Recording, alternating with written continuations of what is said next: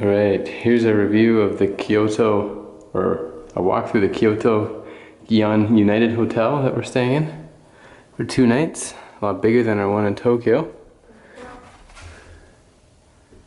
We're on the 3rd floor, room 302. Nice little desk, got a little closet here. Bathroom is nothing special, but it'll do. It's got a shower, which is going to be handy. It's nice, we've got 2 beds, so we can keep our distance. And perhaps best of all, AC. Mini fridge. Mini fridge apparently as well. Oh, and we also have some robes. And a bit of a view. We didn't really have a window in the last place, but you can see we're in the Gion area of Kyoto, which seems like a nice central area we haven't explored yet. Check it out. So we'll check it out. Check me out. And there's Lisa with her robe.